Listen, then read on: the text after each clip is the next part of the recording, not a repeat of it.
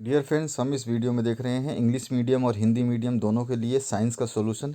इससे पहले हमने आपका सब्जेक्ट हिंदी का और इंग्लिश का फुल सॉल्यूशन जो है 1 से 28 क्वेश्चंस का कर दिया है। इस वीडियो में भी हम फुल सॉल्यूशन देखेंगे और न्यूमेरिकल समझना है तो इस वीडियो को पूरा देखिए और पीडीएफ को डाउनलोड कैसे करना है ये भी बताऊंगा।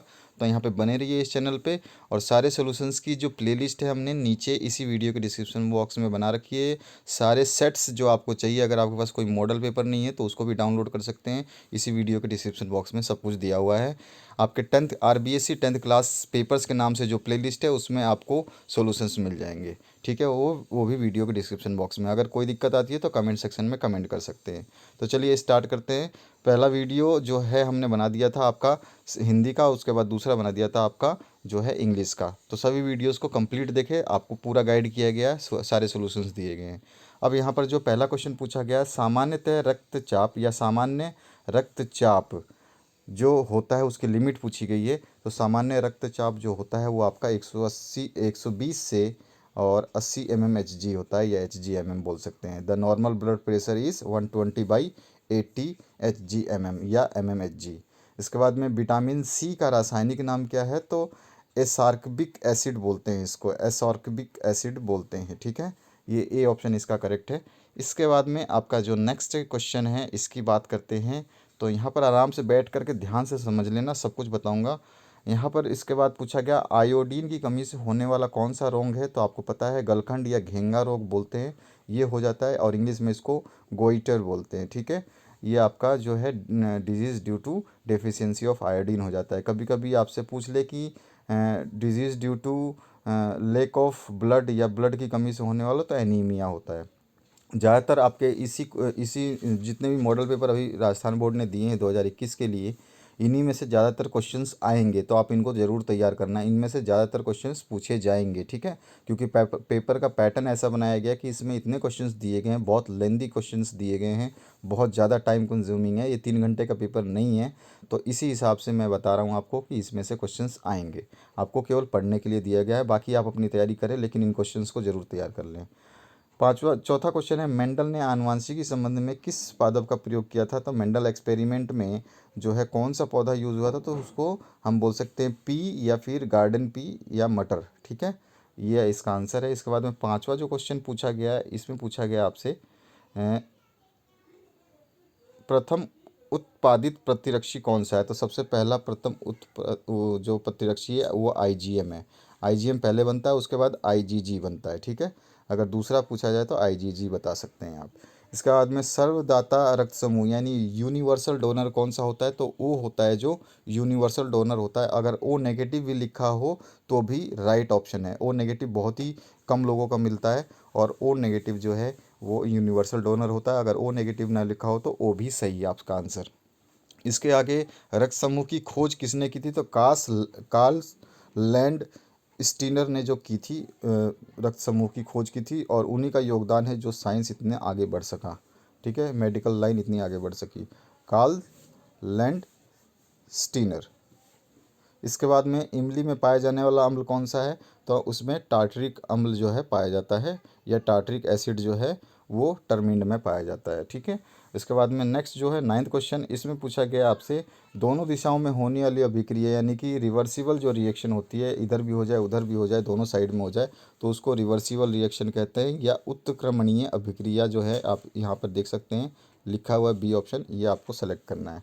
इसके आगे जो क्वेश्चन पूछा गया, प्रकाश का वेग सर्वाधिक होता है तो निर्वात में होता है यानी कि वैक्यूम में होता है। आपको पता नहीं होगा लेकिन मैं बता देता हूँ, अगर कोई पूछे तो वैक्यूम में 3 लाख जो है, ये 3 लाख किलोमीटर पर सेकंड की रफ्तार से लाइट जाती है। 3 लाख किलोमीटर पर सेकंड, सोचिए आपका पलक झपका नहीं और 3 लाख किलोमीटर लाइट चली गई वैक्यूम में। ठीक है, इसके बाद में आपका नेक्स्ट जो क्वेश्चन पूछा गया है, यहाँ पर एक पंक्ति या एक वाक्य में मुझे उत्तर देना है। तो लेंस की शक्ति को परिभाषित करना है। तो हिंदी मीडियम इंग्लिश मीडियम दोनों के लिए सोल्यूशन है, बहुत ध्यान से आराम से देखिएगा। लेंस द्वारा आपतित प्रकाश की किरण को मोड़ने की क्षमता ही लेंस की क्षमता कहलाती है। यानी लेंस पे जैसे ही कोई प्रकाश पड़ेगा और उस लेंस उसको मोड़ देगा तो वही उसकी क्षमता होती है। The power of lens is the ability to converge और diverge the ray of light falling on it. ये लिख सकते हैं, या फिर power of lens is defined as the reciprocal of focal length of the lens. Focal length का reciprocal भी होता है। इसके बाद में आपको जो डेफिनेशन सही लगेगी उसको याद करना, मैं गाइड करता रहूँगा, ध्यान से पूरा वीडियो देखना। इसके आगे जो है आपका तीसरा क्वेश्चन, अवर्धन यानी मैग्निफिकेशन को परिभाषित करना है। तो मैग्निफिकेशन एक्चुअली क्या होता है, किसी ऑब्जेक्ट को बड़ा करके देखना। ऑब्जेक्ट तो उतना ही रहता है लेकिन उसकी इमेज बड़ी हो जाती है।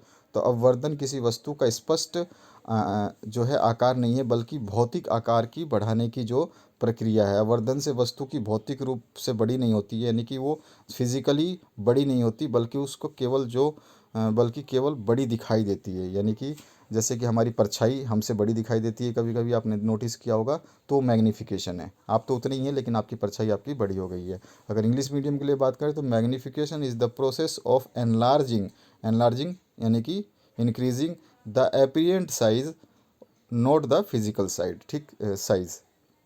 इसके बाद में नेक्स्ट जो क्वेश्चन है, सारे न्यूमेरिकल्स हम इसमें डिस्कस करेंगे। न्यूमेरिकल्स देखने के लिए, समझने के लिए कैसे सॉल्व करना है सारा मैं आपको बताऊंगा। बहुत ध्यान से इस वीडियो को कम्प्लीटली देखना है आपको।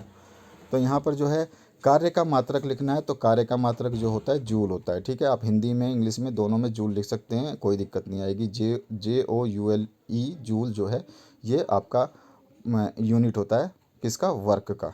इसके बाद में डिफाइन करना है आपको पावर डिफाइन करना है। तो पावर क्या होता है, कार्य करने की दर या कार्य करने की दर को शक्ति कहते हैं, पावर कहते हैं। यानी कि the power is the rate of doing work, या power is the work done in unit time.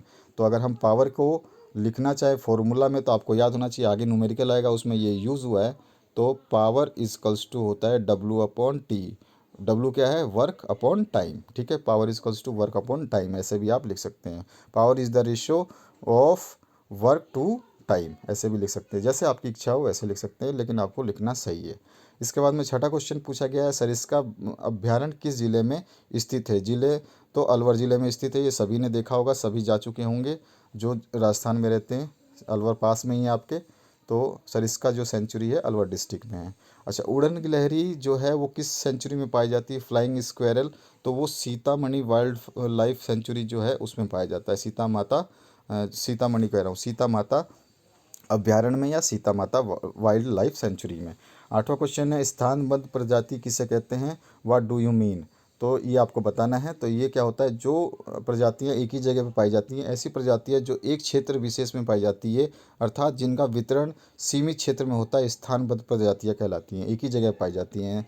यानी कि endemic species are those which are only found in given region, यानी कि एक पर्टिकुलर रीजन, एक क्षेत्र में ही पाई जाती है। और लोकेशन यानी कि एक क्षेत्र या एक जगह पे वो पाई जाती है, और नो वेयर एल्स, और कहीं भी नहीं, ठीक है, उसके अलावा कहीं नहीं मिलेगी। नौवां क्वेश्चन है, अंतर्राष्ट्रीय जैव विविधता दिवस 22 मई को मनाया जाता है, 22 मई को मनाया जाता है, इंटरनेशनल बायोडाइवर्सिटी डे। इसके बाद में भारत का राष्ट्रीय जलीय जीव जो है डॉल्फिन है। समुद्री डॉल्फिन नहीं होता, ये आपका नदी वाला जो डॉल्फिन, रिवर डॉल्फिन होता है, रिवर डॉल्फिन या नदी डॉल्फिन, ठीक है, वो होता है। इसके बाद में आपका जो नेक्स्ट क्वेश्चन पूछा गया है, इसमें पूछा गया 11वां। तो 11वें पूछा गया है, जीव जंतुओं में पाई जाने वाली विभिन्नता, विषमता और पारिस्थितिकीय जटिलता जो है जैव विविधता कहलाती है। इसका जैव विविधता आएगा, यानी कि द बायोडाइवर्सिटी कहलाती है, ठीक है। इसके आगे जो खंड है इसको आपको मैच करना था। ये आपके चैप्टर नंबर 1 में से आपके विटामिन्स के बारे में आया है। तो विटामिन ए से आपको रतौंधी होती है, पहला ऑप्शन का आंसर ये है। विटामिन सी से आपको स्कर्वी होती है। विटामिन डी से आपको रिकेट्स होता है। और विटामिन जो B3 है उससे पेलेग्रा होता है, ठीक है, ध्यान रखेंगे आप, पेलेग्रा होता है। तो ये भी इंग्लिश में भी ऐसे ही है और हिंदी में भी ऐसे ही है। आपके सामने इसके आंसर्स मैच करे हुए हैं, आप देख सकते हैं। इसके आगे 13वां जो क्वेश्चन है उसकी बात करें अगर हम, तो 13वें क्वेश्चन में पूछा गया है, मेंडल ने अपने प्रयोग के लिए मटर के पौधे को ही क्यों चुना, इसका कारण आपको बताना है। तो मेंडल ने अपने जो मटर के पौधे को चुना क्योंकि ये 1 वर्षीय पादप होने के कारण ये अनेक पीढ़ियों तक अध्ययन कर सकते हैं इसको, ठीक है। और द्विलिंगी पुष्प होने के कारण ये स्वपरागण के द्वारा समयुग्म पादप अथवा शुद्ध वंशक्रम सरलता से प्राप्त कर सकता है, ठीक है। और मटर के पौधे में जो है विपुंसन विधि द्वारा कृत्रिम परागण आसानी से किया जा सकता है। और मटर के पौधे विभिन्न लक्षणों के वैकल्पिक लक्षण मिलते हैं, जैसे लंबे छोटे बोलने और झुर्रेदार, इस तरह के कई तरह के होते हैं। तो इससे आप ये लिख सकते हैं। इसके आगे इंग्लिश में इसी का वर्जन जो है, Mendel selected pea plant for his experiment why. तो pea is an annual plant, hence any many generations can be studied. ठीक है, एक ही साल में कई सारे जो प्लांट को आप स्टडी कर सकते हैं। इसी तरह से ये 4 पॉइंट लिखे हैं, आप इसको पढ़ सकते हैं, समझ सकते हैं बहुत ही आराम से। 14वां जो क्वेश्चन है, दैनिक जीवन में प्रयुक्त होने वाले किन्हीं 2 अम्लों और क्षारों के आपको नाम लिखने हैं। आपको कोई भी दैनिक जीवन में जो यूज़ होते हैं उनको लिखना है। इंग्लिश मीडियम हिंदी मीडियम दोनों के लिए लिखा हुआ है, तो आपको पूरा ध्यान से देखना है, सब कुछ मिलेगा। तो हाइड्रोलिक HCl जो होता है वो आपका हाइड्रोक्लोरिक एसिड जो है ये अम्लराज बनाने में प्रयुक्त होता है। ठीक है, जो कि सोने जैसी धातु को विलय कर देता है। अम्लराज बनाने के लिए इसे HNO3 के साथ मिलाया जाता है। दूसरा उदाहरण है सल्फ्यूरिक अम्ल यानी कि H2SO4 हाइड्रोक्लोरिक एसिड। यह सेल, कार, बैटरी और उद्योगों में काम आता है। ये आपका प्रबल अम्ल है। और प्रबल क्षार में आपका आ जाता है NOH यानी कि सोडियम हाइड्रोक्साइड। इसे बॉक्साइट के धातु क्रम तथा पेट्रोलियम के संशोधन में प्रयुक्त होता है। और पोटेशियम हाइड्रोक्साइड जो KOH है, इसे साबुन तथा अन्य उद्योगों में उपयोग किया जाता है। ये ऐसा ही यही चीज़ हमने यहाँ पर इंग्लिश में भी लिखा है, आप आराम से इसको देख सकते हैं। Hydrochloric acid is used in bathroom cleaner, और उसके बाद में सल्फ्यूरिक यूज्ड इन बैटरी, और स्ट्रॉन्ग बेस जो है sodium hydroxide use in making soap, और potassium hydroxide used in cleansing agent. ठीक है, देखिए आपका हिंदी में लिखना और इंग्लिश में लिखने में फ़र्क होता है। और दूसरी बात है, हिंदी में ज़्यादा लिखना पड़ता है, इंग्लिश में थोड़ा कम। अच्छा, वन्य जीवन के विलुप्त होने के क्या क्या कारण हैं, तो आप बता सकते हैं। जो है आपका प्राकृतिक आवासों का नष्ट हो जाना, प्राकृतिक आवासों का विखंडन हो जाना, और जलवायु परिवर्तन होना, प्रदूषण होना, अवैध शिकार होना, और भी बहुत सारी चीज़ें हैं। उनके जो आपका उनके लिए जो अ, क्या नाम है आपका, जो हैबिटेट है उसको सही से संभालना नहीं या सुरक्षित नहीं रखना, तो हैबिटेट लॉस हो गया, हैबिटेट फर्मेंटेशन हो गया, क्लाइमेट चेंज हो गया इंग्लिश में, और एनवायरमेंटल पोल्यूशन हो गया, और इलीगल हंटिंग हो गई। ये सारी चीज़ें आपको इंग्लिश और हिंदी मीडियम में जो है सोल्यूशन है। इसके बाद में 16 सारे क्वेश्चंस के हिंदी और इंग्लिश मीडियम में सोल्यूशन है, इसलिए वीडियो लंबा होगा। इसके आगे जो क्वेश्चन है, संकटग्रस्त प्रजातियों को विलुप्त होने से बचाने के लिए राष्ट्रीय स्तर पर किया गया सजेशन ऑफ नेशनल लेवल आपको बताना है। तो यहाँ पर जैव विविधता में एक एक्ट उन्होंने बनाया था, जो कि अंतर्राष्ट्रीय एक्ट के जो अंडर आता है, कंजर्वेशन ऑफ बायोडाइवर्सिटी के प्रति भारत में प्रतिबद्धता को ध्यान रख कर भारत सरकार ने 2002 में जो है जैव विविधता एक्ट बनाया था। इसके 3 मुख्य उद्देश्य थे: जैव विविधता का संरक्षण करना, और जैव विविधता का ऐसा उपयोग जिससे वो लंबे समय तक उपलब्ध हो सके, और देश के जैविक संसाधनों के उपयोग से होने वाले लाभों का समान वितरण हो, ताकि ये ज़्यादा से ज़्यादा लोगों तक पहुंच सके। यही चीज़ हमने यहाँ पर इसको इंग्लिश में बिल्कुल सेम टू सेम इंग्लिश में कन्वर्ट कर दिया है। ठीक है, यहाँ पे जैसे कंजर्वेशन ऑफ बायोडाइवर्सिटी है, और सस्टेनेबल यूज़ ऑफ बायोडाइवर्सिटी है, और equitable distribution of bio resources है। ठीक है, इसके बाद में नेक्स्ट क्वेश्चन में पूछा गया था, पृथ्वी की आंतरिक संरचना बताइए। पृथ्वी के बारे में मैंने अपना एक वीडियो भी अपलोड किया है अंदरूनी परतों का, तो आप उनको देख सकते हैं, लेयर्स ऑफ अर्थ का। ठीक है, तो यहाँ पे लेयर्स ऑफ अर्थ में आपका हिंदी मीडियम और इंग्लिश मीडियम दोनों के लिए दिया हुआ है। तो यहाँ भूपटल हो गया, यहाँ पे दूसरा वाला जो है ये आवरण होता है, और इसके थोड़ा सा अंदर जाएंगे तो यहाँ बाहरी तत्व होता है, और ये अंदरूनी तत्व होता है। इस तरह का आपको आंतरिक संरचना, इंटरनल स्ट्रक्चर इंग्लिश मीडियम के लिए बाहर वाले को क्रस्ट कहते हैं, उससे अंदर वाले को मेंटल, और उससे अंदर वाले को आउटर कोर, और इसके अंदर वाले को इनर कोर। एक बॉलीवुड में एक मूवी है द कोर या फिर कोर। ठीक है, तो वो आप देखेंगे तो उसमें सब कुछ आपको बताएगा इस पृथ्वी के बारे में। पृथ्वी की जो है टेक्टोनिक प्लेटें हैं मूव करना बंद कर देती हैं, और मैग्नेटिक फोर्स जो है पृथ्वी में इम्बैलेंस हो जाता है, और लोग मरने लगते हैं, पक्षियाँ मरने लगते हैं, सबको चक्कर आने लगते हैं, क्योंकि सारे फोर्सेस के बीच में हम रहते हैं।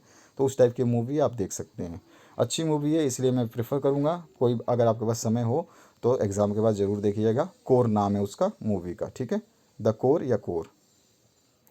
इसके बाद में सुम्मेलित करना है, यानी कि आपको फिर से मैच करना है। तो यहाँ पे मैचिंग के लिए जो है आपके आंसर बता रहा हूँ। जैसे वीट है आपका, तो वीट जो है इसका ये आपका वनस्पतिक नाम, यानी कि जो है आपके ये कौन से नेम है, वनस्पतिक नेम, यानी कि आपके जो साइंटिफिक नेम टाइप में होते हैं ना, वो वाले। तो वीट को ट्रिक्टियम एस्टिवियम कहते हैं। ठीक है, और मेज़ जो है वो जी मेज़ होता है, या जिया मेज़ भी बोलते हैं। उसके बाद में ग्राम जो होता है उसको साइसर एरी टीनम बोलते हैं, ठीक है। और इसके बाद में राइस जो है इसको बोलते हैं ओरिज़ा सेटाइवम या सेटरम, ठीक है। इंग्लिश और हिंदी में बोलने में थोड़ा सा फ़र्क पड़ता है। तो ये आपके आंसर हो गए 18वें के बाद 19वां क्वेश्चन जो है इसमें पूछा गया आपसे, भारत में विज्ञान दिवस किस दिन मनाया जाता है? तो हर 28 फरवरी को मनाया जाता है। उसके बाद में बर्डमैन ऑफ सलीम अली जो है उनका नाम जो है क्या है, बर्डमैन है। तो यहाँ पे नीचे इंग्लिश में भी इसका आंसर लिखा गया है ताकि कोई किसी दोस्त को दिक्कत ना हो। उसके बाद में सेक्शन सी में आ जाते हैं, स में। तो इसमें टिप्पणी लिखनी है, ये हिंदी मीडियम और इंग्लिश मीडियम दोनों के लिए। अभी हिंदी के लिए बता रहा हूँ और नीचे इंग्लिश के लिए बता दूंगा। तो सबसे पहले मधुमक्खी पालन के बारे में, तो अगर मैं ज़्यादा पढ़ूंगा तो ये बहुत बड़ा वीडियो हो जाएगा। बहुत ही आसान शब्दों में लिखा है, इनको पढ़ेंगे और याद करेंगे आप। तो मधुमक्खी पालन के बारे में आपको लिखना है टिप्पणी। उसके बाद में आपको लाख कीट संवर्धन के बारे में लिखना है। तो ये हिंदी मीडियम के लिए, नीचे इंग्लिश मीडियम के लिए दिखा दूंगा। तो ये लाख कीट के लिए है, ये पूरा का पूरा आपको ऐसे ही याद करना है। इसमें से एक दो वर्ड आप छोड़ सकते हैं। फिर अथवा में आया आपका, आपके पास क्वेश्चन पेपर नहीं है तो वीडियो के डिस्क्रिप्शन बॉक्स में क्वेश्चन पेपर भी मिल जाएगा, और इसका पीडीएफ डाउनलोड करने के लिए मैं बताऊंगा तो वो कैसे करना है, और उसका पासवर्ड बताऊंगा, उसको ध्यान रखना है आपको। तो ये है टिप्पणी लिखना है आपको रेशम कीट पालन पे, ठीक है। तो यहाँ पर आपका जो है रेशम कीट पालन दिखा देता हूँ आपको। तो ये है रेशम कीट पालन पे टिप्पणी, आप देख सकते हैं इसको। इसके बाद में डेयरी उद्योग पे आपको लिखना है। डेयरी उद्योग पे ऊपर हमने लिख दिया। आराम आराम से इसको पढ़ेंगे तो आपको सब कुछ क्लियर हो जाएगा। ये आप चाहे तो अपनी नोटबुक में ज़रूर उतारना इन सॉल्यूशंस को, अगर पीडीएफ आप नहीं डाउनलोड कर पाते हैं तो। डेयरी उद्योग ये है आपका। इसके बाद में इसी का इंग्लिश वर्जन जो है, जैसे मैंने बताया कि ये हिंदी में दिया, अब इंग्लिश में। तो एपीकल्चर यानी मधुमक्खी पालन जो है वो आ गया। फिर लैग कल्चर जो है वो आ गया आपका। तो आप इन दोनों को देख सकते हैं एक ही स्क्रीन पे। मैंने जैसे बताया कि हिंदी में ज़्यादा वर्ड्स होते हैं और इंग्लिश में थोड़े कम वर्ड्स होते हैं। लैग कल्चर के बाद में आपका जो सेरीकल्चर है उसकी बात करें तो सेरीकल्चर जो है आपका ये रहा, ठीक है। और उसके बाद में डेयरी प्रोडक्शन या डेयरी इंडस्ट्री के बारे में आपको जो है लिखना है। सेरीकल्चर जो है आपका सिल्क वाला, और ये है आपका डेयरी प्रोडक्शन, ठीक है, या डेयरी इंडस्ट्री के बारे में आपको जो है नोट्स लिखने थे। आराम से पढ़ेंगे तो आपको पूरा क्लियर हो जाएगा। आगे की वीडियो में बहुत कुछ समझाने वाला हूँ। ये जो चीज़ थ्योरेटिकल चीज़ें इसको मैं छोड़ रहा हूँ, इसको आप पढ़ के भी समझ सकते हैं। इसके बाद में 21वां जो क्वेश्चन है इसकी बात करते हैं। तो 21वें क्वेश्चन में पूछा गया दो आंतरिक वर्तनिक शक्तियों की व्याख्या करनी है। तो आपका दो आंतरिक शक्तियाँ कौन कौन सी? दो ही होती हैं, ध्यान ध्यान रखना आपको। एक वोल्केनो या ज्वालामुखी बोलते हैं, और दूसरा है अर्थक्वेक या भूकंप बोलते हैं। ये हिंदी के लिए, इसका इंग्लिश वर्जन भी नीचे है। इसका अथवा में है फिर से। ये आंतरिक थी, और बाह्य शक्तियों के बारे में बताना है। तो इसकी बाह्य दो शक्तियाँ जो होती हैं वो कौन कौन सी होती हैं? तो एक होती है वेदरिंग फोर्सेस, और एक होती है आपकी जो है इरोजन फोर्सेस, यानी अपवर्धन शक्तियाँ, और आपका जो दूसरा अपक्षयन शक्तियाँ। तो अपक्षयन शक्तियों के बारे में यहाँ पे आप देख रहे हैं, ये पूरा का पूरा पेज आराम से देखिए, ये लीजिए। ये पूरा का पूरा जो है अपक्षयक अपक्षयण शक्तियाँ जो है वो है, या वेदरिंग फोर्सेस बोल सकते हैं। इसका इंग्लिश वर्जन मैं नीचे दिखाता हूँ अभी आपको। ये है, इसको आपको पूरा याद करना है। इसमें से थोड़ा बहुत अगर आप लिखते समय, देखिए एग्ज़ाम में जब आप पढ़ते हैं तो पूरा याद कीजिए, ताकि आप दो चार लाइन भूलें भी तो आपका आंसर कंप्लीट हो जाए। समझ में आया? आप जब भी याद करें तो पूरा याद करें, पूरा जो लंबा है प्रोसेस उसको याद करें। उसमें से आप कितना भी भूलेंगे, तो अगर 4 लाइन 5 लाइन भी भूलते हैं तो आपका आंसर कंप्लीट हो जाएगा फिर भी, ठीक है। अगर आप थोड़ा याद करेंगे तो उसमें से ही भूल गए तो आपका आंसर इनकम्प्लीट होगा। और आगे बात करते हैं बाई, इसका सेकंड पार्ट जो है, इस मतलब इसमें कौन सी दो है एक्सटर्नल फोर्सेस? तो इरोजन फोर्सेस हैं, जो क्या है, अपवर्धन शक्तियाँ। तो उसके बारे में यहाँ पे लिखा हुआ है, इसको आप देख सकते हैं। इसका इंग्लिश वर्जन अभी मैं दिखाने वाला हूँ आपको। यहाँ पे आगे जो है और थोड़ा सा इसके बारे में ये रहा। तो यहाँ तक आपका है इरोजन फोर्सेस। अब इसका इंग्लिश वर्जन जो है अर्थक्वेक के बारे में आपको बताना था। तो अर्थक्वेक जो है इंटरनल फोर्सेस है, इंटरनल टेक्टोनिक फोर्सेस हैं। तो अर्थक्वेक हो गया, और आपका वोल्केनो हो गया। उसको दिखा देता हूँ आपको। अर्थक्वेक के बारे में आपको लिखना है, और यहाँ तक आपका कंप्लीट अर्थक्वेक है।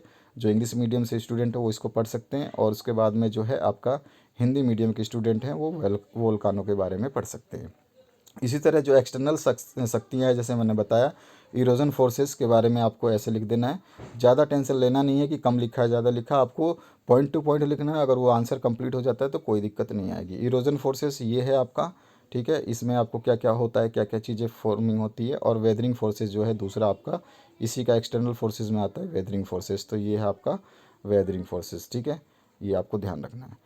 इसके आगे जब हम बात करते हैं 22वां क्वेश्चन जो है डॉक्टर APJ अब्दुल कलाम के जीवन के बारे में लिखना है जो आपका, और उनके विज्ञान में जो योगदान है उसके बारे में। तो इसका इंग्लिश वर्जन में नीचे दिखाऊंगा, पहले तो आप हिंदी वर्जन देखें। जो हिंदी मीडियम की स्टूडेंट है वो आराम से इसको वीडियो को पॉज करें, क्योंकि इसमें जीवनी है उनकी, उन्होंने मतलब कब जन्म लिया, कहाँ से पढ़ा, क्या किया, और उसके बाद में वो साइंस फील्ड में क्या क्या योगदान दिया उन्होंने, ये सब कुछ है यहाँ पर आपके सामने है। 22वें क्वेश्चन के बाद में आगे चलते हैं हम, इसी का जो बचा हुआ पार्ट है उसको दिखा देता हूँ मैं आपको। तो यहाँ पर आप देख रहे हैं जो मिसाइल मैन है उनके बारे में पूरा का पूरा जो है ब्यौरा लिखा हुआ है, आराम से आप देख सकते हैं। ठीक है, अब इसी के अथवा में आया था CV रमन के बारे में पूछेगा। इसका इंग्लिश वर्जन भी मैं दिखाऊंगा, इंग्लिश में भी दिखाऊंगा। CV रमन के बारे में जो है उनका योगदान बताना था और उनका जो है जीवन परिचय देना था। तो ये है जीवन परिचय उनका। और CV रमन ने जब कलकत्ता विश्वविद्यालय के भौतिक के प्रोफेसर बने थे, तो उन्होंने वहाँ पर जब नौकरी छोड़ करके जब रमन प्रभाव की खोज की थी वहाँ पर उन्होंने की थी। ठीक है, 1930 में, यह आपको ध्यान रखना है। तो कभी कभी पूछ लेता रमन प्रभाव की खोज किसने की थी, या रमन प्रभाव की खोज कब की गई। ठीक है, तो जो पर मतलब नोबेल पुरस्कार कब मिला, ठीक है, ये आपको बताना है। इसके बाद में आगे जो है रमन प्रभाव की खोज जो है 1928 में हुई थी, कंप्लीट हुई थी। अब ये आगे जो है इसी का जो बचा हुआ हिस्सा है रमन प्रभाव का, ये है। तो ये आपका जो है क्वेश्चन पूरा कंप्लीट यहाँ तक नीचे तक है, जैसा मैंने आपको दिखा दिया, यहाँ तक कंप्लीट है ये। ठीक है, इसके बाद में आपका जो है डिस्कस करना, यानी कि इंग्लिश में इसको आंसर देना था। तो इंग्लिश में मैंने बताया था थोड़ा ही लिखना होता है, क्योंकि इंग्लिश में सारे पॉइंट टू पॉइंट लिखे जाते हैं। तो डॉक्टर APJ अब्दुल कलाम की जीवनी है, और यहाँ पर जो है उन्होंने जो है कंट्रीब्यूशन दिया है जो साइंस के लिए, वो है। इसी का जो और पार्ट है उसमें आपका CV रमन के बारे में जो उन्होंने अपना जीवन परिचय बताया है वो यहाँ पर है, और जो उन्होंने साइंस के लिए योगदान दिया है यानी कंट्रीब्यूशन दिया है वो यहाँ पर है। ठीक है, इसके बाद में स्वस्थानीय संरक्षण पर टिप्पणी लिखना था, इन सीटू, और जो है आपका ex-situ पे लिखना था। तो इन सीटू पे ये आपका पूरा लिखा गया है, आप देख सकते हैं इसको।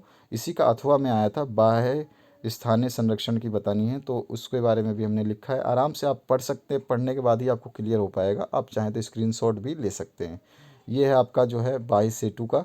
तो ये रहा आपका हिंदी मीडियम के लिए। इसका इंग्लिश वर्जन जो है यहाँ पर आपको मैं दिखा देता हूँ, इन-सेटू एंड ex-situ। तो ये है इन-सेटू ऊपर वाला, और पार्ट में है जो यहाँ पर नीचे ये ex-situ है, C2 है। इसके आंसर्स हो गए हिंदी इंग्लिश मीडियम के लिए। अब 10 सेक्शन में आ जाते हैं। तो यहाँ पर अब आपके न्यूमेरिकल शुरू होंगे, जिसको समझना बहुत ज़रूरी है। तो सबसे पहले मैं बता दूँ, यदि आपतन कोण का मान 45 डिग्री है तो परावर्तन कितना होगा। तो आपको पता ही है, angle of reflection is always equal to angle of incident होता है। Angle of I equals to angle of R. तो एंगल ऑफ आई 45 दिया है, तो एंगल ऑफ आर भी कितना होगा, 45 होगा। तो यहाँ पे लिख दिया है मैंने इंग्लिश और हिंदी वर्जन को सॉल्व करते हुए। तो आपतन कोण को क्या बोलते हैं, इंसिडेंट एंगल, और परावर्तन को रिफ्लेक्शन एंगल। तो आपतन कोण अभी बताया मैंने, और रिफ्लेक्शन एंगल दोनों बराबर होते हैं, तो 45 डिग्री होगा। अतः परावर्तन कोण का मान कितना होगा, 45 degree. So the value of reflection is angle will be 45 degree. नीचे लिखा है इंग्लिश में, ताकि इंग्लिश मीडियम के स्टूडेंट को दिक्कत ना हो। वो बोलते हैं कि सर आपने हमारे लिए तो करा ही नहीं। अब अगला है एक बिंब उत्तल, यानी उत्तल लेंस की बात आ रही है, ध्यान रखना है आपको, यानी कि कॉन्वेक्स लेंस की बात हो रही है। इसका इंग्लिश और हिंदी वर्जन यही बता दूंगा मैं। एक बिंब उत्तल लेंस से 5 यानी कोई ऑब्जेक्ट जो 5 सेंटीमीटर दूर रखा है, और लेंस की फोकस दूरी यानी एफ जो है U दे रखा है और F दे रखा है आपको। तो आपको जो है प्रकृति बतानी है, यानी कि नेचर ऑफ इमेज और साइज़ आपको जो है बतानी है। तो सबसे पहले देखिए, उत्तल दर्पण की फोकस दूरी यानी F जो है वो आपको 20 सेंटीमीटर दे रखी है, और बिंब से दूरी ऑब्जेक्ट डिस्टेंस जो है focal length of convex lens, यहाँ पे लिखा हुआ है कि कौन सी इंग्लिश में कौन सी हिंदी में। अच्छा, ऑब्जेक्ट डिस्टेंस है जो है 5 सेंटीमीटर दिया हुआ है, और ऑब्जेक्ट डिस्टेंस U जो है उत्तल हो या अवतल हो उसको नेगेटिव में लेते हैं, माइनस में आएगा। ठीक है, ध्यान रखना। तो U माइनस में आ गया तो -5। अब उसके बाद में दर्पण का सूत्र आपको हमेशा यानी मिरर फार्मूला याद होना चाहिए। तो मिरर फार्मूला होता है 1/F equals to 1/B plus 1/U। अब सभी का देखिए, ये F की वैल्यू है और ये है आपका U की वैल्यू। तो F जहाँ पे है और U जहाँ पे है वहाँ पे इसकी वैल्यूज़ को रखना है आपको। तो ये देखिए, हमने आपका F की जगह ये रख दिया और U की जगह -5 रख दिया। ठीक है, अब इनको जब ये माइनस और ये माइनस दोनों क्या हो जाएंगे, प्लस हो जाएंगे।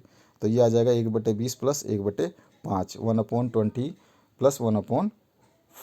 जब एलसीएम लेंगे इसको, एलसीएम यानी लघुत्तम समापवर्त लेंगे तो 20 आ जाएगा। सॉल्व करेंगे तो ये 5/20 आ जाएगा। काट देंगे तो 1/4 आ जाएगा। और 1/4 को जब यहाँ पर ये 1/4 1/v है, ये 1/1 है, 1/4 है, जब दोनों को v के इक्वेट करेंगे तो उल्टा हो जाता है। तो v अगर v ऊपर जाएगा तो 4 भी ऊपर चला जाएगा, तो 4/1 यानी कि 4 वैल्यू आ गई इसकी v की। v is 4 centimetre. अब v 4 सेंटीमीटर आ गया तो अब इसके आंसर हमें लिखने हैं। क्या पूछा था? पोजीशन ऑफ द इमेज, प्रतिबिंब की स्थिति क्या होगी? प्रतिबिंब दर्पण के पीछे 4 सेंटीमीटर बनेगा, यानी कि image will be formed beyond the mirror at A distance of 4 centimetre. और प्रतिबिंब की प्रकृति यानी नेचर ऑफ इमेज कैसा होगा? आभासी होगा और सीधा होगा, यानी कि वर्चुअल होगा और इरेक्ट होगा। ठीक है, इसका आगे की बात करते हैं अब, जो है अथवा क्वेश्चन। तो अथवा में है एक लेंस की क्षमता जो है +4 डायोप्टर है। और देखिए +4 डायोप्टर है, लेंस की क्षमता, पावर ऑफ लेंस क्या होती है?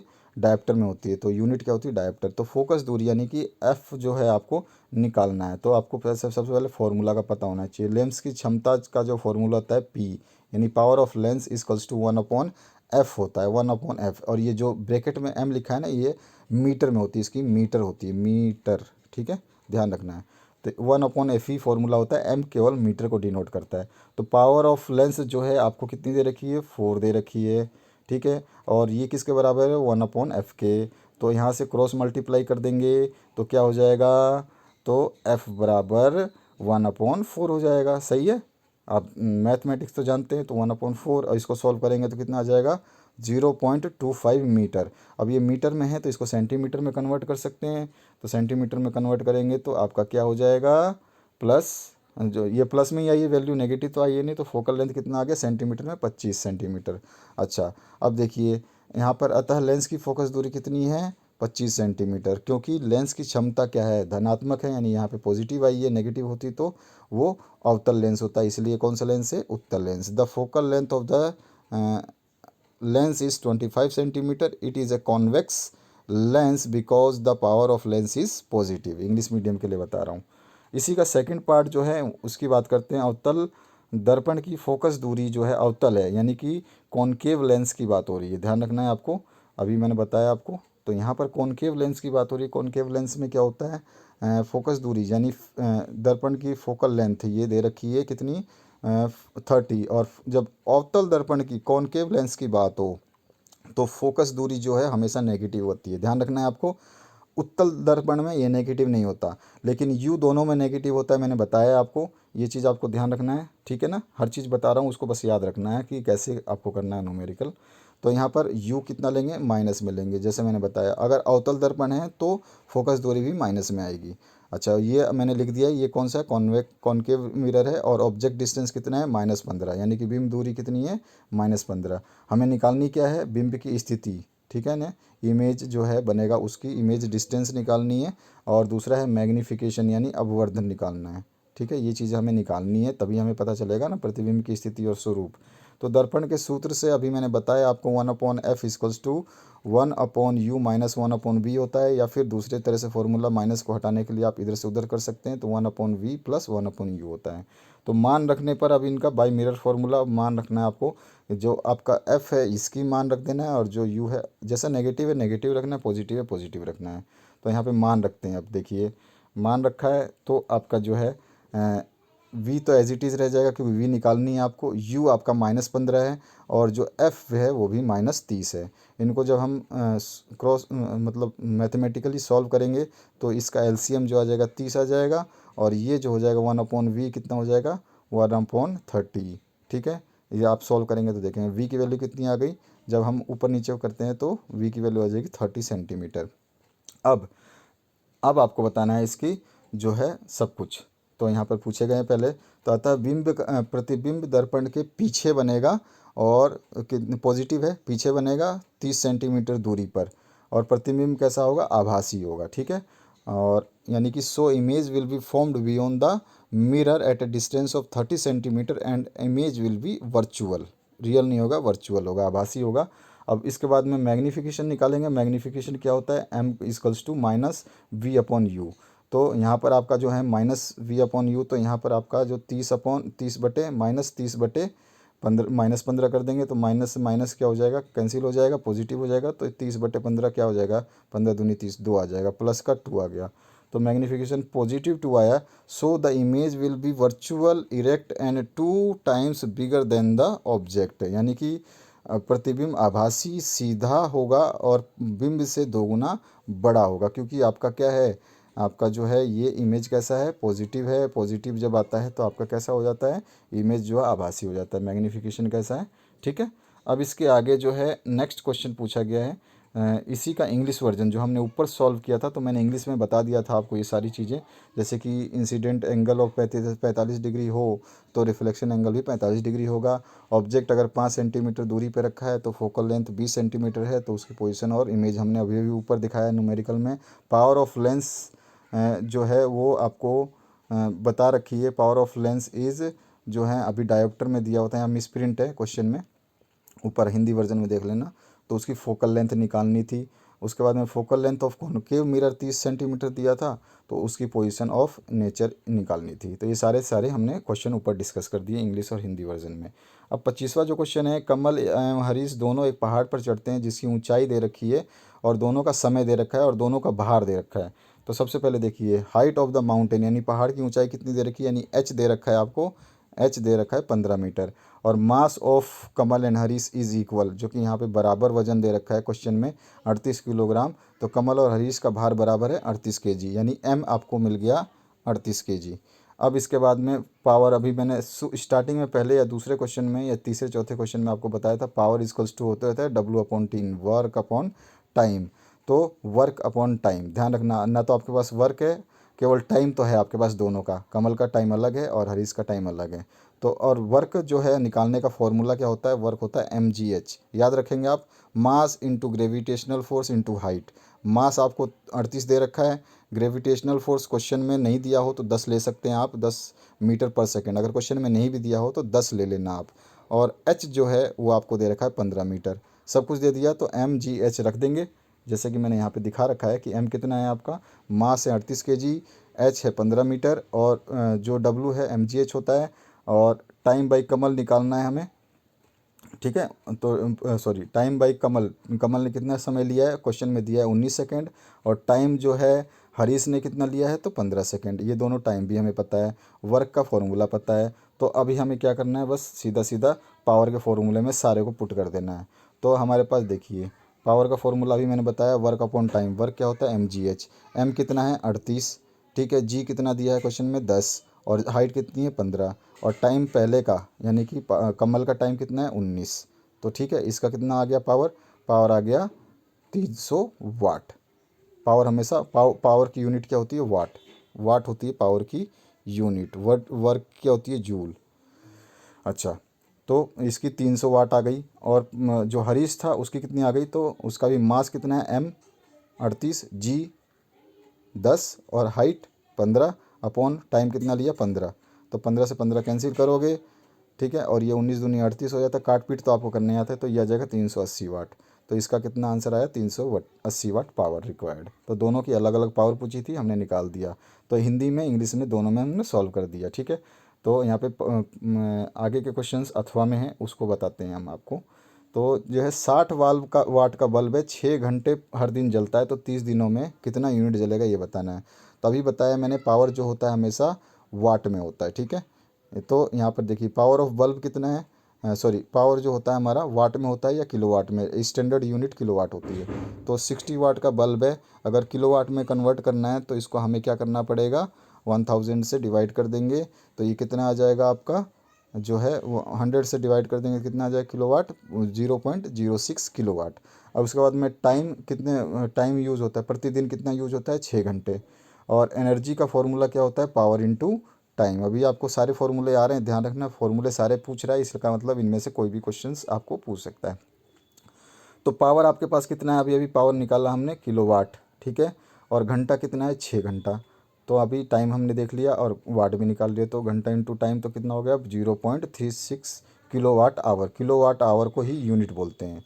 तो ये किलोवाट आवर कितना हो गया, 0.36 यूनिट, यानी कि 1 किलोवाट आवर बराबर 1 यूनिट होता है। यहाँ पे लिखा है इसीलिए आपके लिए, ताकि आप समझ पाएँ। तो इसके बाद में क्या है, तो unit of energy consumed per day, यानी कि हर दिन मतलब यूनिट व्यय, हर दिन प्रतिदिन यूनिट व्यय कितना होगा जो है यहाँ पर अभी अभी निकाला हमने, 6 घंटे में कितना ले रहा है वो 0.36 यूनिट, तो ये लिख दिया।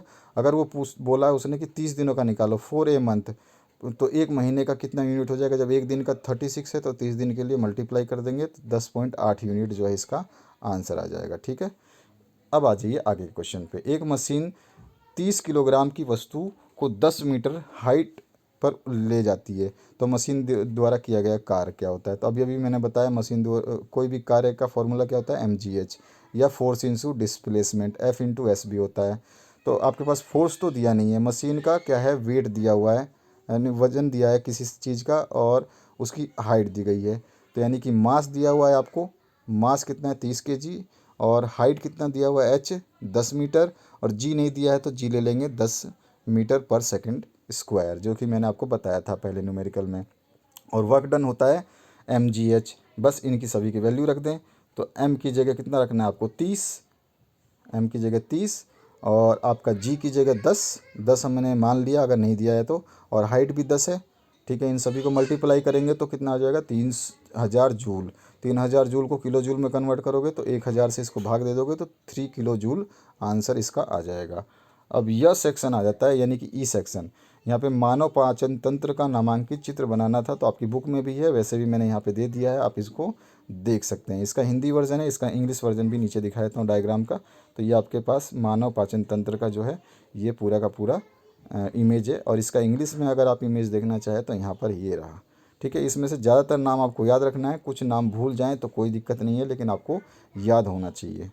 इसके बाद में आपका जो है आगे का पूछा गया है, इसका इंग्लिश वर्जन भी मैं पूरा आंसर दिखाऊंगा इंग्लिश में, पहले आप हिंदी में देख ले। मानव के पाचन तंत्र की क्रियाविधि आपको बतानी है, तो यहाँ पर बहुत ही आसानी से हमने लिख दिया क्रियाविधि जो है, कैसे मानव क्या करता है और कहाँ खाता है, कैसे जाता है। तो आमाशय से पाचन क्रिया जो है, आमाशय के प्रवेश करने में जठर ग्रंथियाँ उत्तेजित होकर जठर रस का स्रावण करती है।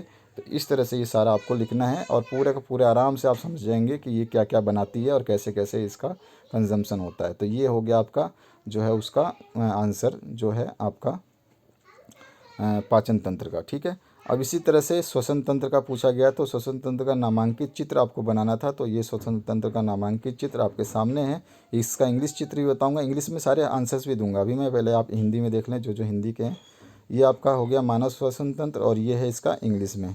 ठीक है, आप देख सकते हैं, आपको इसका डायग्राम मैं इसका PDF दे दूंगा, PDF डाउनलोड कर लेना। ये है आपका डायग्राम, ये इसमें ट्रेचिया होता है, ब्रोंची होता है, लंग होता है, डायफ्राम होता है, ब्रोनिकोइल्स होता है, ये सब होते हैं। ठीक है, अब इसी की जो क्रियाविधि बतानी है आपको, हिंदी वर्जन में यहाँ पे दे रहा हूँ, इंग्लिश वर्जन अभी सब नीचे दूंगा सभी क्वेश्चंस के। तो रेस्पिरेशन का जो है आपको बताना है, इसमें नासिका होती है, ठीक है, नोज़ होता है, उसके बाद में मुख होता है, ये ग्रसनी होती है, मुख हो गया, माउथ हो गया, ग्रसनी हो गया, फेरेनिक्स हो गया। इसके बारे में लिखना है आपको, सभी के बारे में जो जो चीज़ें मेन हैं, और कंठ जो लारिंक्स जो है उसके बारे में भी लिखना है। तो ये सारे के सारे आपको लिख देने हैं हिंदी वर्जन।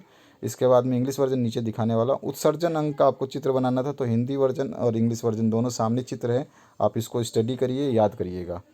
इसके आगे जो है क्वेश्चन में आगे हम चलते हैं, मानव उत्सर्जन तंत्र की फिर क्रियाविधि, जो जो चित्र बनवाए हैं उसकी क्रियाविधि पूछी है। तो ये सब जो है मेन अंग है इसके, और इन्हीं अंगों को आपको डिस्क्राइब कर देना है, जैसे कि आपके सामने है। आगे दिखा देता हूँ मैं, और आपको वक्र से आपको जो है किडनी के बाद यूरेटरस है, और उसी यूनरी ब्लैडर है, और यूरेथ्रा है। ठीक है, ये आपको जो है इन सभी के बारे में आपको बता देना। वीडियो को पॉज करके आराम से देख लेना, और जो PDF आप डाउनलोड करेंगे उसका कोड है 404। ठीक है, वो उससे खुलेगा।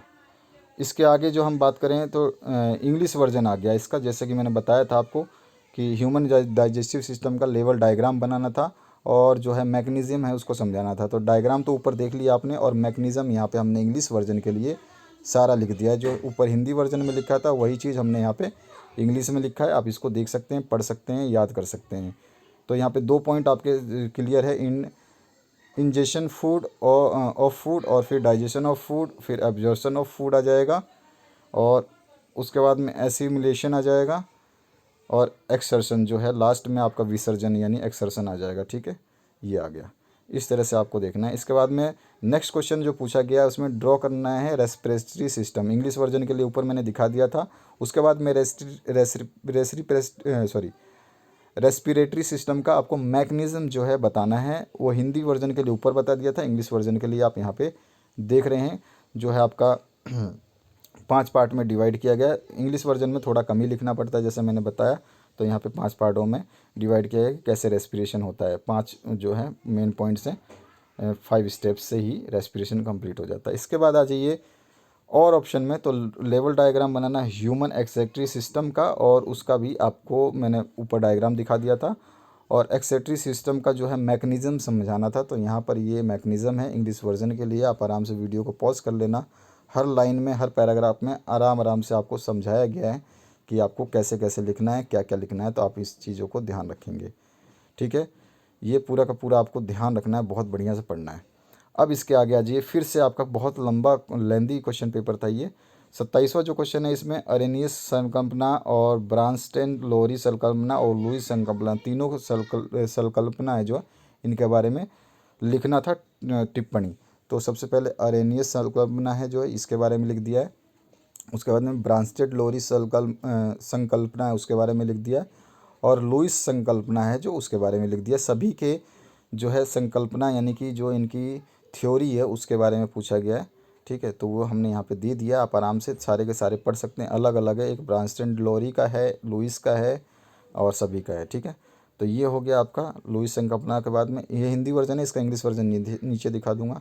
अथवा में आया था सोडियम क्लोराइड का उपयोग बताना था, सोडियम हाइड्रोक्साइड का उपयोग और बेकिंग सोडा का उपयोग। तो इन सभी के उपयोग जो है यहाँ पर देखिए, पहला टॉपिक में है सोडियम क्लोराइड का।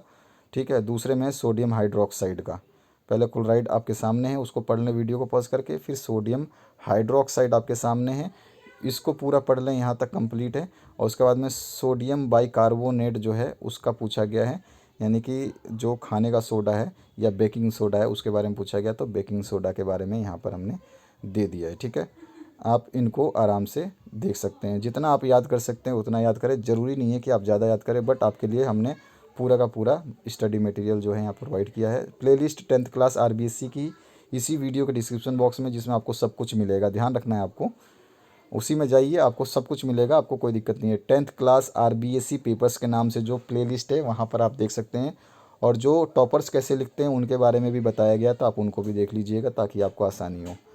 अब आगे क्वेश्चन में पीएच स्केल के बारे में, अम्ल वर्षा और विरंजक चूर्ण के बारे में टिप्पणी लिखनी थी। तो तीनों की टिप्पणी यहाँ पे लिख दी है। सबसे पहला पीएच स्केल के बारे में, तो पीएच स्केल ऐसा होता है, एक तरफ तो इसका एसिडिक होता है और एक तरफ अल्काइनी होता है, यानी कि एक तरफ अम्ल होता है और एक तरफ क्षारीय होता है। एक तरफ अम्लीय होता है और एक तरफ जो क्षारीय होता है। और ये 14 तक इसका मान होता है और 7 वाला जो मान है वो न्यूट्रल होता है। ठीक है, इसके बारे में हमने लिखा है, यहाँ पे पढ़ोगे तो आपको समझ में आ जाएगा कि पीएच जब कम होता है तो कैसा कर देता है लिटमस के पेपर को, और ज़्यादा होता है तो कैसा कर देता है, ये भी कभी कभी पूछा जाता है। इसके बाद में अब पीएच जो है, पीएच की टिप्पणी लिखने के बाद में जो है आपको दूसरा पूछा गया है आपका जल वर्षा, अच्छा अम्लीय वर्षा पूछा गया है, और उसके बाद में विरंजक चूर्ण। तो ये है अम्लीय वर्षा के बारे में। दूसरा पॉइंट जो है यहाँ पर अम्लीय वर्षा शुरू है आपका, ये अम्लीय वर्षा है। और तीसरा जो है आपका विरंजक चूर्ण है, उसके बारे में शॉर्ट नोट लिखना था। तो विरंजक चूर्ण के बारे में हमने शॉर्ट नोट यहाँ पे लिख दिया है। ठीक है, हिंदी में ज़्यादा लिखना पड़ता है, इंग्लिश में कम। अब इसी का इंग्लिश वर्जन आ गया, आर्हेनियस समीकरण कॉन्सेप्ट, ब्रांस लोरी कॉन्सेप्ट और लुईस कॉन्सेप्ट, सभी के बारे में लिखना था। तो यहाँ पर हमने इसका तीनों को लिख दिया, जो हिंदी मीडियम के लिए ऊपर लिखा था और नीचे है ये इंग्लिश मीडियम के लिए। ये पहला अरेनियस के लिए कॉन्सेप्ट, और उसके बाद में ब्रॉन्स्टेन लोरी के लिए कॉन्सेप्ट। उसके और ऑप्शन में इसका थर्ड जो पार्ट है इसमें पूछा गया आपसे इन द लुईस थ्योरी, अच्छा लुईस जो एसिड बेस थ्योरी है उसके बारे में, और लिमिटेशन ऑफ लुईस थ्योरी भी हमने लिख दिया है। तो टिप्पणी लिखना है तो टिप्पणी में आप कुछ भी लिख सकते हैं, लेकिन उससे रिलेटेड होना चाहिए। ठीक है, तो यहाँ पे आप इसको पढ़ सकते हैं। बहुत ही सोच समझ के ये सारी चीज़ें हमने लिखी हैं, और बहुत ही समझदारी से ये क्वेश्चन पेपर बनाया है, इसका सोल्यूशन बनाया ताकि आपको कोई दिक्कत ना हो। जब इसको आप आराम से शांति से बैठ करके अकेले में पढ़ेंगे तो बहुत कुछ आपको समझ में आ जाएगा। इसी के और पार्ट में आया है आपका यूजेस ऑफ सोडियम क्लोराइड है, यूजेस ऑफ सोडियम हाइड्रोक्साइड है, यूजेस ऑफ बेकिंग सोडा है, जो कि हिंदी में हमने पहले बता दिया था, उसका इंग्लिश वर्जन है यहाँ पे। तो यूजेस ऑफ सोडियम क्लोराइड लिखना है और यूजेस ऑफ सोडियम हाइड्रोक्साइड या कॉस्टिक सोडा बोलते हैं, उसका लिख दिया है हमने। और तीसरा जो पूछा है बेकिंग सोडा के बारे में, तो बेकिंग सोडा का यूजेस जो है हम यहाँ पे लिख दिए हैं। तो आप देख सकते हैं यहाँ तीनों के तीनों यहाँ पे लिखे गए हैं। ये आराम से आप पूरा पेपर देख सकते हैं। और ये जो है इसके यूजेस एक्ट कैसे करता है ये बेकिंग सोडा, उसके यूजेस लिख दिए हैं पूरा का पूरा, चिंता करने की आपको ज़रा भी ज़रूरत नहीं है। इसके बाद में पीएच स्केल, एसिड रेन और यूजेस ऑफ ब्लीचिंग पाउडर के बारे में बताना था। तो पीएच स्केल के बारे में हमने ऊपर डायग्राम भी बता दिया था, आप वैसा डायग्राम पेंसिल से बना सकते हैं, कलर करने की ज़रूरत नहीं है। डायग्राम बनाएंगे तो आपको सपोर्टिव जो है आंसर वो, अगर आप कुछ थोड़ा बहुत कम लिखते हैं तो आपको पूरे मार्क्स मिल जाते हैं। तो पीएच का है यहाँ पे सारा, पीएच के बारे में दे दिया है। इसके बाद में एसिड रेन की बात करें तो एसिड रेन देखिए यहाँ पे लिखा हुआ है एसिड रेन, ये रहा। और उसके बाद में हमारा जो एसिड रेन के बाद में यूजेस ऑफ ब्लीचिंग पाउडर के बारे में पूछा है, तो ये है आपका यूजेस ऑफ ब्लीचिंग पाउडर, ठीक है। इसके बाद में आपका 28वां जो क्वेश्चन है लास्ट, इसमें पूछा गया है, शायद लास्ट ही क्वेश्चन होगा मे बी। इसमें संयोजन अभिक्रिया, अपघटनीय अभिक्रिया और विस्थापन अभिक्रिया तीनों के बारे में, तो इनका उदाहरण भी हमने दे दिया है, उदाहरण सहित व्याख्या करना है। तो ये संयोजन अभिक्रिया है और इसका जो है दो जो वो होते हैं आपके संयोजन, मतलब एक दो आपके केमिकल्स मिलकर के एक कंपाउंड फॉर्म कर दें, वो संयोजन अभिक्रिया कहलाती है। अपघटन में एक कंपाउंड टूट करके दो हिस्सों में हो जाए, वो अपघटन अभिक्रिया कहलाता है। जैसे कि NaCl है, टूटने के बाद में ये NOH और Cl2 में बन गया, अलग अलग दो कंपाउंड में बिखर गया। और विस्थापन अभिक्रिया क्या है कि एक कंपाउंड दूसरे कंपाउंड को विस्थापित कर देता है, ठीक है। जैसे कि आप देखेंगे यहाँ पे CuSO4 जो है नीला है और जिंक जो है इसके साथ जब ये करता है तो ये क्या करता है, Cu को हटा देता है और Zn इसकी जगह ले लेता है, तो ZnSO4 बन जाएगा और Cu अलग हो जाएगा, ठीक है। ये चीज़ें आपको मैं केवल समझा रहा हूँ ताकि आप समझ पाएँ कि ये इनका समीकरण में क्या उपयोग है, क्या है इसका मतलब। इसके बाद में आ जाइए ऑक्सीकरण अभिक्रिया। तो ऑक्सीकरण अभिक्रिया में आपसे पूछा गया है, इसका इंग्लिश वर्जन नीचे दिखा दूंगा मैं, अभी हिंदी वर्जन है। तो ऑक्सीकरण अभिक्रिया में क्या होता है, जब कोई पदार्थ जो है ऑक्सीजन लेता है और या हाइड्रोजन को देता है तो वो ऑक्सीकरण अभिक्रिया होती है। जैसे कि आपका कॉपर प्लस ऑक्सीजन, यानी कि ऑक्सीजन ले रहा है तो Cu जो कॉपर ऑक्साइड बना रहा है, तो ये क्या है आपका जो है ऑक्सीकरण अभिक्रिया है, ठीक है। आगे समझ में अभिक्रिया, इसके बारे में पढ़ लेना। अपचयन अभिक्रिया है जो आपका जो है, इसमें क्या है, पहले तो ऑक्सीजन ले रहा था, इसमें हाइड्रोजन लेगा। तो जब पदार्थ हाइड्रोजन लेता है और ऑक्सीजन छोड़ता है, तो यहाँ पर देखिए CuO है आपका जो पहले ऊपर बनाया था, उसके साथ में हाइड्रोजन जब हम दे देंगे तो ये Cu और H2O में कन्वर्ट हो जाएगा। यानी कि क्या हुआ, इसने हाइड्रोजन लिया और अलग अलग हो गए, ठीक है। इसके बाद में रेडॉक्स रिएक्शन की बात करें तो नेक्स्ट क्या पूछा है आपका, रेडॉक्स रिएक्शन। रेडॉक्स रिएक्शन की बात करें तो रेडॉक्स रिएक्शन में दोनों काम होते हैं, ठीक है ना। आपका विस्थापन भी होता है और मतलब कि वह पदार्थ जिसका ऑक्सीकरण होता है वो दूसरे पदार्थ का अपचयन हो जाता है, यानी एक का ऑक्सीकरण होगा और दूसरे का अपचयन होगा। दो जो आपके अपचयन और ऑक्सीकरण दोनों को मिला के रेडॉक्स होता है। तो यहाँ पे ZnCuSO4 है, ये ZnSO4 और Cu अलग हो जाएगा, ठीक है। इधर दोनों में देखिए, इधर क्या था और इधर क्या है, तो ये आप समझ गए होंगे। एक तरफ क्या हो रहा है आपका ऑक्सीकरण भी हो रहा है और दूसरा अपचयन भी हो रहा है। इसके बाद में आगे बात करें हम तो उदासीकरण अभिक्रिया, न्यूट्रलाइजेशन बोलते हैं। तो जिसमें आपका जो है क्या होता है, इसमें क्या है, अभिक्रिया जो अम्ल और क्षार की क्रिया से जल और लवण बनाते हैं। तो यहाँ पे ये जल बन गया और यहाँ पे NaCl जो लवण है, ठीक है। NaCl प्लस NOH जल और लवण बनाते हैं। उसके बाद में सममांगी उत्प्रेरक क्या होते हैं, उदाहरण के लिए जब हम यहाँ पर सल्फ़र डाइऑक्साइड जो है यहाँ पर अगर देते हैं H2SO2 गैस है और O2 गैस है, तो यहाँ पर ये जो NO गैस के प्रेजेंट में हम करते हैं तो ये 2N जो है 2SO3 जो है ये सल्फ़र ट्राईऑक्साइड देता है, जिसमें NO जो है इसका कोई भी इन्वॉल्वमेंट दिखाई नहीं देगा। ये नारद मुनि की तरह है, आग लगा के चला जाता है, जय नारायण नारायण करता हुआ आता है, दो चार वर्ड आपको बोलेगा, दो चार वर्ड उधर बोलेगा और निकल देगा। इसका कोई काम नहीं है, केवल उत्प्रेरक यानी कि इसको आग लगाना काम है, सीधी सी बात है, तीव्रता बढ़ाना काम है, तीव्र कर देना गति को। उसके बाद में जे उत्प्रेरक क्या होते हैं, तो जे उत्प्रेरक तो वो पदार्थ होते हैं जो रासायनिक अभिक्रियाओं का वेग तो बढ़ाते हैं, लेकिन ये एंजाइम के फॉर्म में होते हैं। ये केमिकल होते हैं, लेकिन केमिकल का जो है रिएक्शन इसमें ज़्यादा आप CuSO4 की तरह नहीं दिखा सकते, तो ये आपको लिख देना है। अब इसी का इंग्लिश वर्जन जो है नीचे दे रखा है। तो एडिशनल रिएक्शन जो अभी मैंने बताया था, एडिशनल रिएक्शन क्या होता है, तो आपका A प्लस B मिलकर के C बनाते हैं, यानी कि H प्लस O2 H2O बना देंगे। और डिसोसिएशन रिएक्शन जो है वो क्या होता है, AB जो था वो टूट करके AB में हो जाता है, यानी कि H2O को तोड़े तो H प्लस और OH9 में कन्वर्ट हो जाएंगे। ठीक है, इसके आगे जो है आपका रिप्लेसमेंट रिएक्शन क्या होता है, तो रिप्लेसमेंट हो जाता है, A की जगह B, B की जगह A आ जाता है। तो यहाँ पे देखिए रिप्लेसमेंट में क्या हो रहा है, जैसे कि A प्लस BC है तो B प्लस AC हो जाएगा।